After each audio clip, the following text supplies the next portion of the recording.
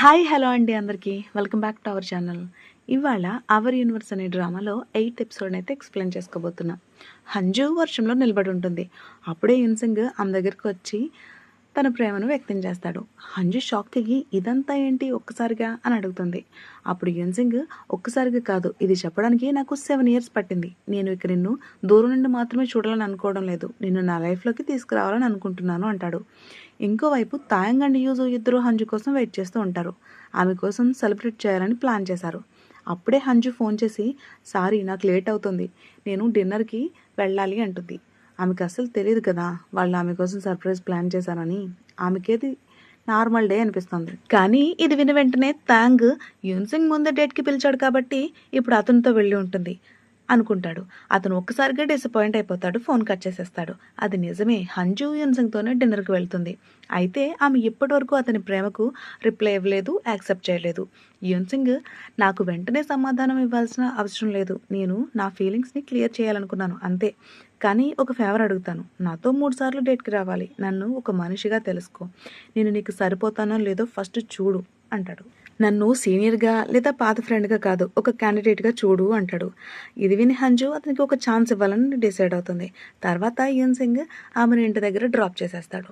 ఆమె ఇంట్లోకి వెళ్ళి చూస్తే తాయాంగ్ అండ్ యూజు ఇద్దరు నిద్రపోతూ ఉంటారు. తాయాంగ్ లాంటి వ్యక్తి ఎవ్వరికి తన రూమ్లోకి యాక్సెప్ట్ చేయడు. కానీ ఇప్పుడు యూజును తన బెడ్ మీదే పడుకోబెట్టాడు. అంటే వాళ్ళ మధ్య బంధం ఎంత మారిపోయిందో అర్థమవుతుంది. ఇంకోవైపు ఆఫీస్లో యున్సింగ్ పనిచేస్తున్న అతని మైండ్ మాత్రం హంజు దగ్గరే ఉంటుంది. కొలీగ్స్ మీకు టూర్ కూడా ఉంది అని గుర్తు చేస్తుంటారు, కానీ అతను మాత్రం కాన్సన్ట్రేట్ చేయలేకపోతుంటాడు.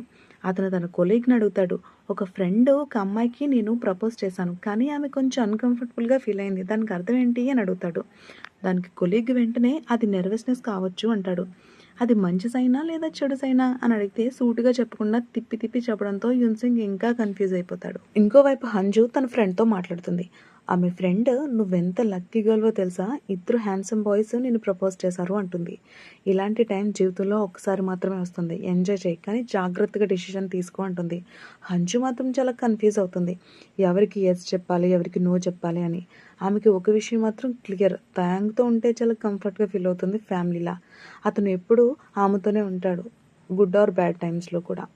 సో యున్సింగ్ మాత్రం చాలా పర్ఫెక్ట్, కానీ అతని దగ్గర ఉంటే కొంచెం నర్వస్గా రిజర్వ్డ్గా ఫీల్ అవుతుంది. ఆమె అనుకుంటుంది అతను అంత పర్ఫెక్ట్ కాబట్టే ఇలా అనిపిస్తుందేమో అని.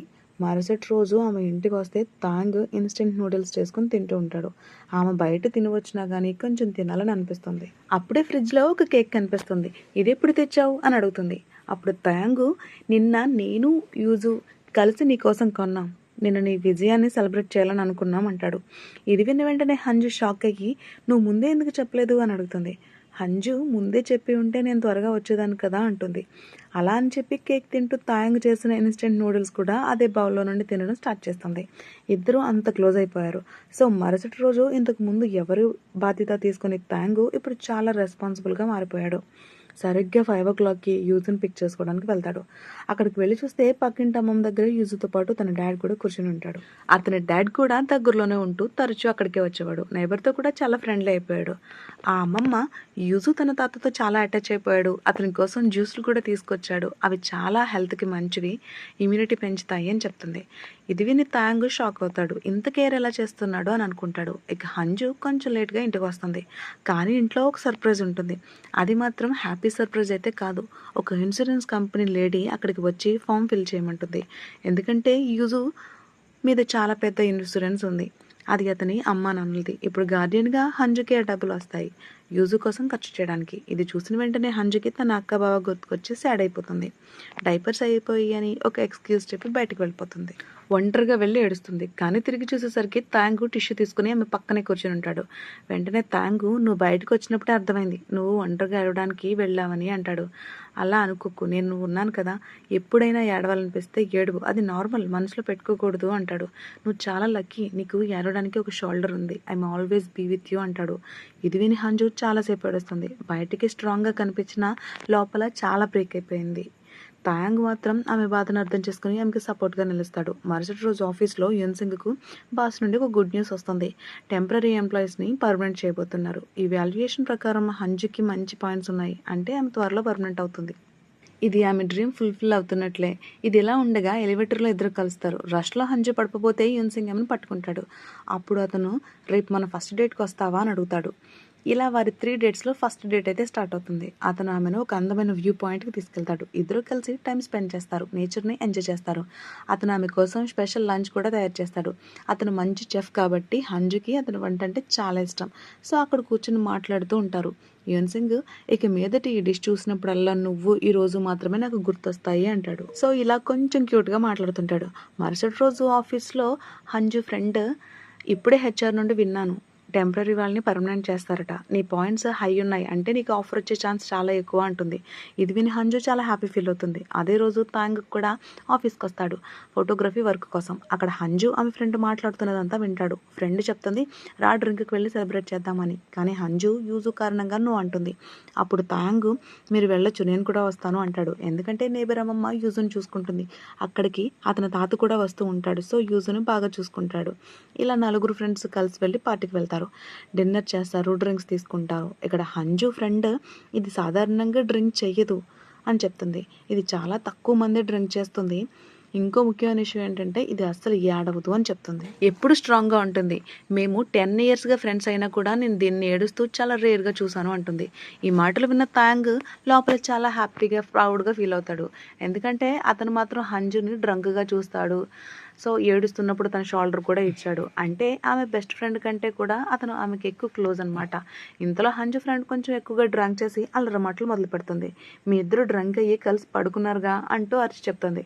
అది విని హంజు తాంగ్ ఇద్దరు షాక్. ఏం మాట్లాడుతున్నావు నువ్వు అని అడుగుతారు. చుట్టూ ఉన్న వాళ్ళు కూడా వాళ్ళ వైపే చూస్తారు. తాంగ్ మాత్రం ఎంత ఎక్స్ప్లెయిన్ చేయాలనుకున్నా ఆమె ఇంకా గట్టిగా అరిచి చెప్తుంది. హంజు ఇంకా యాక్వర్డ్గా ఫీల్ అవుతుంది. ఇలా అక్కడి నుంచి వెళ్తుంటే హంజుకి ఇండైజెషన్ అవుతుంది. అప్పుడు తాంగ్ ప్రెషర్ పాయింట్ టెక్నిక్ ఉపయోగించి ఆమెకి రిలీఫ్ ఇస్తాడు. హంజు అతను చూస్తూ మాయమర్చిపోతుంది. అప్పుడే ఒక ఇంపార్టెంట్ కాల్ వస్తుంది యూజు గురించి. అతనికి ర్యాషెస్ వచ్చాయి, అలర్జీ లక్షణాలు కనిపిస్తున్నాయని. అదే టైంలో అతని తాత గమనిస్తాడు యూజు స్ట్రాబెర్రీలు తాగాడని, కానీ తినలేదు. ఇలాంటి అలర్జీ అతని తండ్రికి కూడా ఉండేదని గుర్తు చేస్తాడు. అతను వెంటనే యాక్షన్ తీసుకుంటాడు. బాత్ చేయించి ఫస్ట్ ఎయిడ్ ఇస్తాడు. అప్పటికి అలర్జీ కంట్రోల్లోకి వస్తుంది.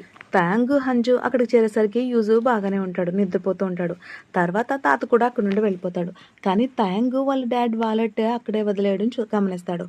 అందులో తనతో ఉన్న పాత ఫోటో ఉంటుంది. అది చూసి అతను ఎమోషనల్ అవుతాడు. వాలెట్ తీసుకుని వెళ్ళి తిరిగిస్తాడు. మీరు ఎక్కడ ఉంటారు అని అడుగుతాడు. వెంటనే వాళ్ళ డాడ్ దగ్గరలోనే ఉంటానని చెప్తాడు. తాంగ్ తనకి మొదటిసారిగా థ్యాంక్ యూ అని చెప్తాడు. వెంటనే వాళ్ళ డాడ్ నేను నీ ఫ్యామిలీనే కదా, యూజుకి తాతని, సో నాకు థ్యాంక్స్ చెప్పక్కర్లేదు, అది నా రెస్పాన్సిబిలిటీ అని చెప్తాడు. తర్వాత తాంగ్ రూమ్లో కూర్చుని ఉంటాడు. నాకు నిద్ర రావడం లేదు అంటాడు. అప్పుడే హంజు కూడా అతని దగ్గరగా వచ్చి నీకు నిద్ర పట్టకపోతే నేను నీకు కంపెనీ ఇస్తాను, నాకు కూడా అలానే ఉంది అంటుంది. ఇద్దరు చాలాసేపు కూర్చొని మాట్లాడుకుంటూ ఉంటారు. మరుసటి రోజు యూజుకి టెస్ట్ చేస్తారు. అతను స్ట్రాబెర్రీలతో మాత్రమే ఎలర్జీ ఉందని తెలుస్తుంది. మిగతా అన్నీ తినచ్చు. సో అలా వెళ్తూ ఉండగా తాత మళ్ళీ కనిపిస్తాడు. హంజు యూజుకి తాతతో ఎంతో బాండింగ్ పెరుగుతుంది అనుకుంటుంది. అప్పుడు తాత హంజుని అడుగుతాడు ఒక హెల్ప్ చేస్తావా అని. తాంగ్తో మరోసారి నాకు మీట్ అయ్యేలా చూడవా, నేను మారిపోయానని అతనికి ప్రూవ్ చేయాలి అంటాడు. హంజు ఈ విషయం నేరుగా చెప్పకుండా ఒక ప్లాన్ చేస్తుంది. తాయాంగ్తో చెప్తుంది యూజు తాతను థ్యాంక్స్ చెప్పడానికి డిన్నర్కి ఇన్వైట్ చేద్దాం, నీకు అన్కంఫర్టబుల్ అయితే నేను బయటకే పిలుస్తాను అంటుంది. కానీ తాయాంగ్ హార్ట్ చాలా సాఫ్ట్. హంజు ఏం చెప్తే దాన్ని నో చెప్పలేడు. సో వెంటనే ఎస్ చెప్తాడు. సాయంత్రం తాత వాళ్ళ ఇంటికి వస్తాడు. హంజు చాలా మంచి మంచి డిషెస్ చేస్తుంది. సో అందరూ కలిసి భోంచేస్తారు. తాయాంగ్ అయితే ఒకటి గమనిస్తాడు. యూజు గురించి తాతకి అన్నీ తెలుసు, ఏం తింటాడు, ఎలా చూసుకోవాలి అన్నీ అనేది మాత్రం గమనిస్తాడు. అతను యూజును చాలా బాగా ఎంటర్టైన్ కూడా చేస్తాడు. కొద్దిసేపు తర్వాత తండ్రి కొడుకు ఇద్దరు ఒంటరిగా కూర్చుంటారు. తాయాంగ్ నా జీవితంలో నాకు ఎప్పుడు ఒక ప్రశ్న ఉంది, నన్ను ఎందుకు వదిలేశారు అని వాళ్ళ డాడీని అడుగుతాడు. నాపై చాలా అప్పులున్నాయి, చెడ్డ పేరు కూడా నాకు ఉంది అంటాడు వాళ్ళ డాడ్.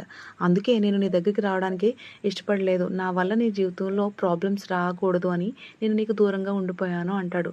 ఇప్పుడు నేను నా ప్రాబ్లమ్స్ అన్నీ పూర్తి చేసేసాను, నా అప్పులన్నీ కూడా తీర్చేశాను, అందుకే ఇప్పుడు నన్ను క్షమాపణ అడగాలని అనుకుంటున్నాను, దయచేసి నాకు ఒక ఛాన్స్ ఇవ్వు అంటాడు. సో తాత యూజుని చూసుకోవడానికి నేబర్స్ని పిలవడం కన్నా మొదటి రైట్ నాదే కదా, నాకు అతనితో రక్త సంబంధం ఉంది, ఎప్పుడైనా హెల్ప్ కావాలంటే నన్నే పిలవండి అంటాడు.